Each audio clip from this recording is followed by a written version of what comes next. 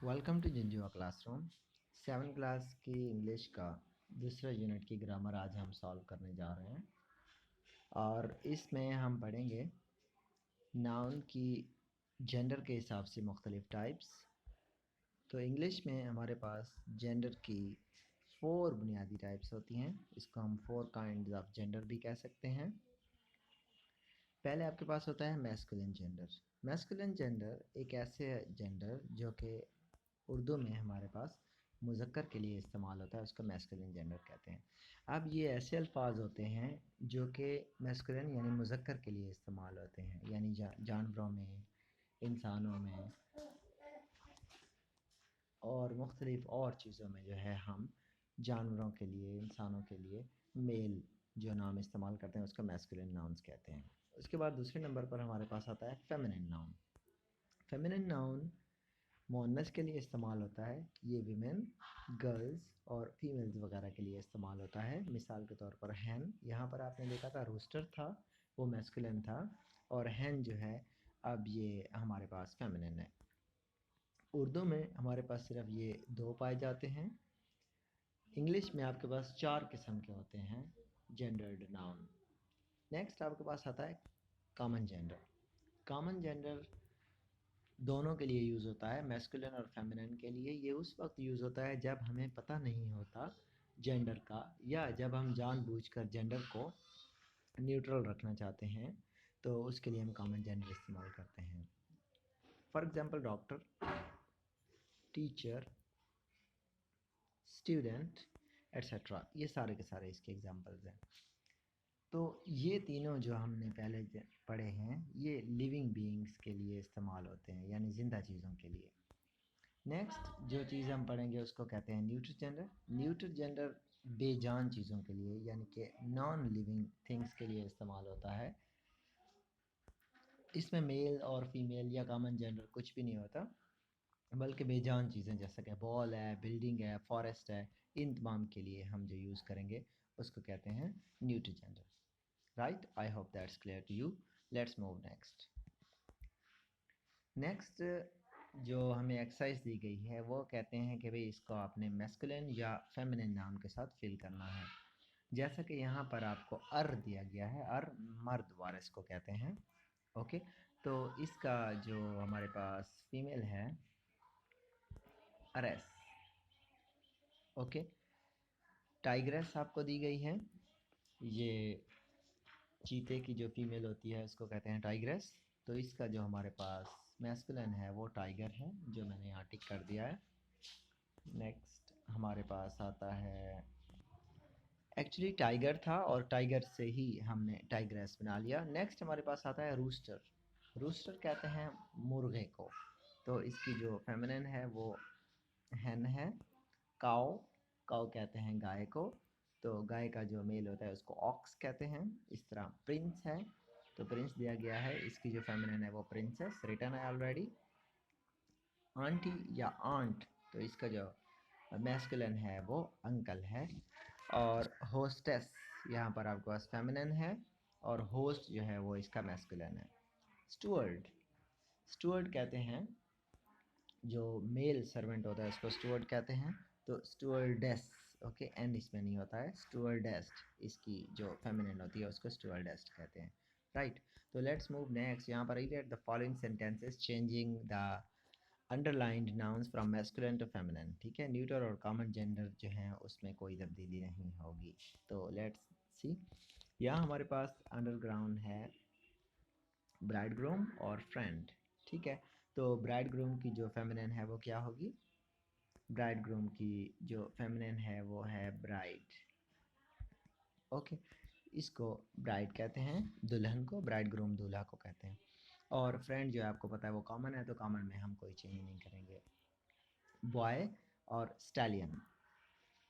Okay, सो boy जो है वो आपको पता है मैस्कुलिन है, और स्टैलियन को फिर हम चेंज करेंगे या नहीं करेंगे। Sat at the back of a stallion, तो स्टैलियन जो है वो न्यूट्रल जेंडर है, तो इसको चेंज नहीं करेंगे। और हमारे पास सिर्फ और सिर्फ जो चेंज होगा माय डियर्स वो बॉय चेंज होगा। और बॉय किस चीज़ में चेंज होगा? बॉय चेंज होगा गर्ल के हिसाब से, तो यहाँ पर हम लिख देंगे गर्ल। नेक्स्ट है the brother in law is a great poet, मतलब मेरा जो ब्रदर इन लॉ है, साला, वो एक अच्छा पोएट है, या बहनोई दोनों के लिए इस्तेमाल होता है। तो ब्रदर इन लॉ का हम फेमिनिन बनाएंगे सिस्टर इन लॉ। ओके, तो चूँकि ये हम इसको कर रहे हैं, तो ये जो पोएट है तो हालांकि कॉमन जेंडर, ठीक हो गया। चूँकि अब ये सिस्टर इन लॉ बन गया है, तो अब आपने पोएट को पोएटेस कहना है। हालांकि ऊपर डायरेक्शंस दी गई हैं कि न्यूटर और कॉमन को चेंज नहीं करना है, तो आप पोएट भी लिख दें तो गलत नहीं होगा, लेकिन फेमिनिन जो फीमेल पोएट होती है तो उसको पोएटेस कहते हैं। Okay, the head master welcome the students, तो हेड मास्टर का आ जाएगा हेड मिस्ट्रेस। ओके, और स्टूडेंट्स जो हैं वो कॉमन है तो वो सेम रहेगा। The waiter served the guests, ठीक है, तो वेटर मैस्कुलिन है तो वेटरेस।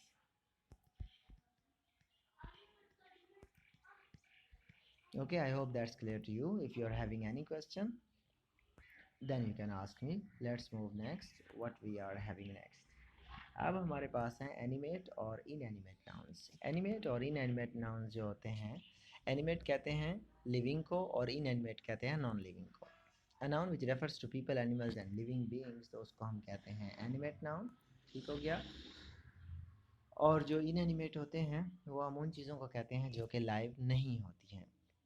एग्जाम्पल में अगर आप देखें तो the teacher wrote a book, the teacher wrote a book, इसमें अगर आप देखें तो टीचर जो है वो एक एनिमेट चीज़ है। Since teacher is a human, तो ये अलाइव हो गया। सिमिलरली बुक जो है वो नॉन लिविंग है, तो इसको हम लेंगे इनएनिमेट में। अब पोजेसिव फॉर्म यानी मलकियत वाली फॉर्म जब हम बनाते हैं, यानी लिविंग बीइंग्स की और नॉन लिविंग की, यानी एनिमेट और इनएनिमेट की, तो वो हम कैसे बनाते हैं। पोजेसिव का मतलब है मलकियत, ठीक हो गया। फॉर एग्जांपल आप कहते हैं बॉय, ठीक है, बॉय मतलब लड़का, लेकिन जब कहते हैं बॉयज़ हाउस, तो इसमें अगर आप देखें तो ये जो हमने लिखा है इसको हम कहते हैं पोजेसिव फॉर्म, यानी हमने उसकी मलकियत वाली फॉर्म लिख दी है। तो ये कैसे चेंज होती है, let's see next. Possessive case of singular noun is formed by adding apostrophe and S. ये जो ऊपर कामा लिखा हुआ है इसको एपोस्ट्रोफी कहते हैं, और फिर एस। यानी कैट है तो कैट के साथ आपने कैट्स लेग। अब जब ये पोजेसिव फॉर्म जब आप बनाएंगे एक एनिमेट चीज़ की, तो फिर आपने क्या करना है, चूँकि वो पहले से जमा है, प्लूरल है, तो उसके साथ एस होगा, ठीक है।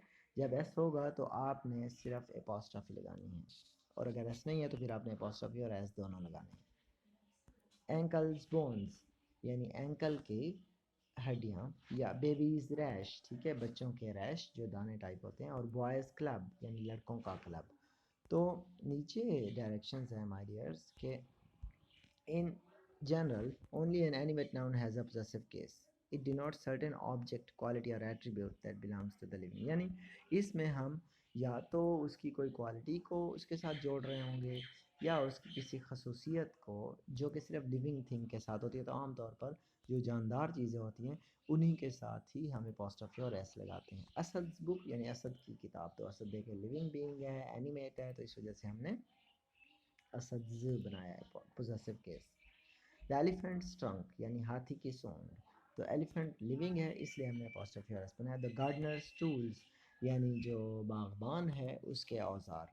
When referring to an attribute of an inanimate object, it is inappropriate to use possessive, यानी जब आप किसी बेजान चीज़ का मलकियत को ज़ाहिर कर रहे हैं तो तब आपने कभी भी पोजेसिव केस नहीं बनाना है, यानी ये इनअप्रोप्रिएट लगता है, नामुनासिब। An inanimate object such as chair और a window can not own anything, चूँकि इनकी मलकियत में कोई चीज़ नहीं हो सकती है। The relationship must be indicated by using the prepositional phrase, यानी आप प्रेपोजिशनल फ्रेज यूज़ करके कह सकते हैं। For example leg of chair, पीछे आपने देखा था हमने लिखा था कैट्स लेग, या जैसा कि अगर आप इस एग्जांपल में देखें तो इसको हम कहेंगे बॉयज़ क्लब, ठीक हो गया। अगर हम यहाँ पर किसी नॉन लिविंग चीज़ का क्लब कहते हैं, ठीक हो गया, तो अब हम इसको कहेंगे club of tables, sorry, okay, club of tables. तो चूँकि टेबल्स नॉन लिविंग था हमारे पास, इनएनिमेट चीज़ था, तो इस वजह से हमने क्लब ऑफ लिखा, जबकि जब जिंदा चीज़ होगी तो फिर आप उसके साथ लगा सकते हैं, ठीक है। तो ये जो चीज़ मैंने ऑफ यूज़ किया और यहाँ पर मैंने यूज़ किया ऑफ टेबल्स, तो इसको कहते हैं प्रपोजिशनल फ्रेज, ठीक है जी। तो therefore we speak and write not about the chair's leg, बल्कि हम इसको कहेंगे leg of chair, जो कि मैंने अभी आपके लिए यहाँ पर लिखा था, right. So I hope that's clear to you. Let's move next. अब हम इसमें देखेंगे माय डियर्स, जो हमने अभी लर्न किया है उसको हम देखेंगे कि क्या ये करेक्ट है या नहीं है। Circle the correct possessive nouns, ठीक है। कीपिंग इन व्यू एनिमेट और इनएनिमेट को आपने अपने जहन में रखना है, ठीक है, जिंदा और बेजान को।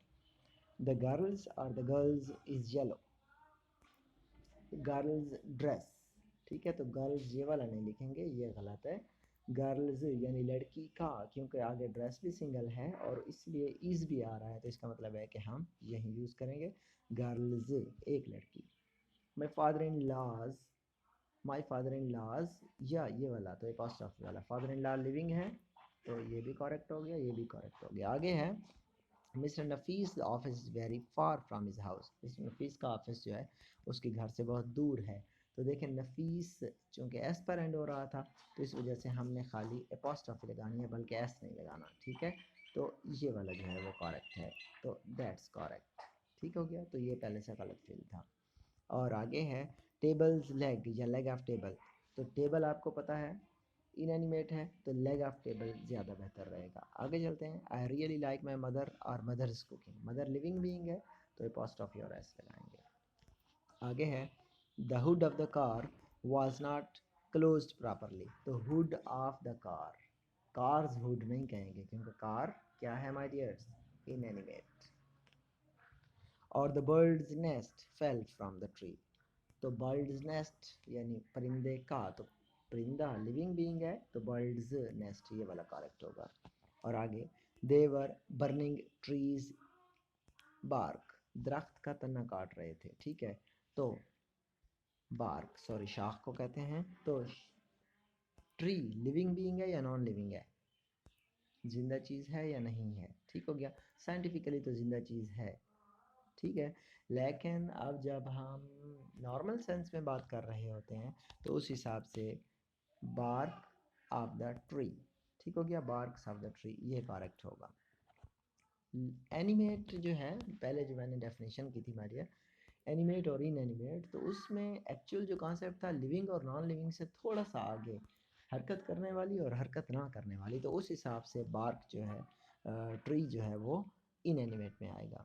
All the boys are boys uniforms got dirty, तो ऑल द बॉयज़ ज़्यादा लड़कों की बात हो रही है, तो ये वाला करेक्ट होगा, ठीक है। नेक्स्ट है स्केट्स ब्लेड्स या the blades of the skate, तो स्केट के, स्केट जो है एक चीज़ होती है, तो skate shoes, this are the kind of shoes, तो उसके जो ब्लेड्स हैं, तो स्केट नॉन लिविंग है, इनएनिमेट है, तो इस वजह से हम यहाँ पर लिखेंगे blades of the skate. I hope that's clear to you.